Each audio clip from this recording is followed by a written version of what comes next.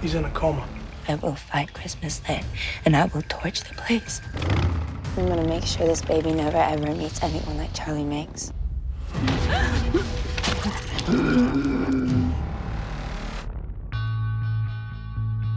When we come back in season 2, we discover pretty quickly that 8 years have gone by. Vic was pregnant at the end of season 1, and now she has an 8-year-old child. Vic has settled down to raise her family with Lou, and she hasn't really been able to leave things behind.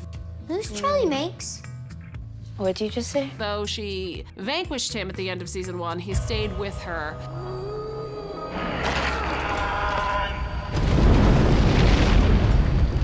That cause visions? Well, I'm fine. We spent a lot of time last season establishing the world and spending time with the characters, which I loved. This season, it's a bit more like pedal to the metal. We go straight into the action.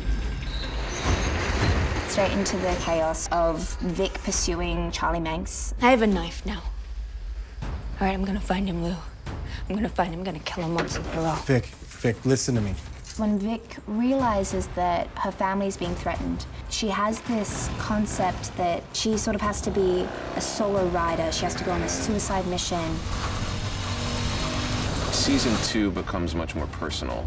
For Vic and Manx, their conflict is much more rooted in what each one of those characters is trying to either achieve or outrun. In season 2, we also get to explore a lot of different eras. Manx is 135 years old, so he's lived a lot, and we get to go actually see some of that life before he became such a kind of withered husk of a person. I tell you, Max, there's something off about you. Charlie Manx is immortal, and I don't think he thought that he could die. That is important, mostly for him and for Millie, because it has an effect on Christmasland, and Millie Manx realizes that if something happens to her father, Christmasland perhaps will not go on without him. If her father's in mortal danger, so is she. What's happening? Millie Manx is a very big character this season. It's more focused on where she came from and what she's gonna do when she learns about her past. It's just like you promised. You replied to my post that this Rolls-Royce Wraith was for sale.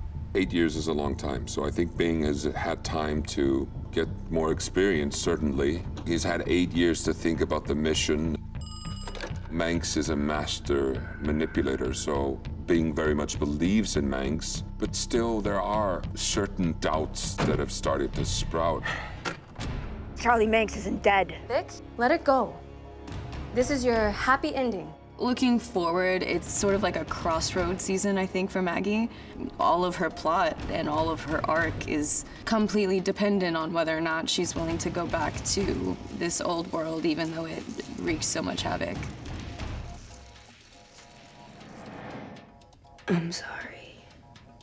Like anything in life, everything comes with a gift and a shadow, and Charlie Manx, in Vic's mind, has become the ultimate shadow, a villain, and that's all she sees in him.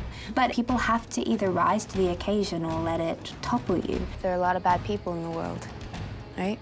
And Charlie Manx is one of them. There is a lot more dimension to who these people are and what they're fighting for and why they're fighting for it this year that I think audiences will really be able to relate to. Is the Wraith dead?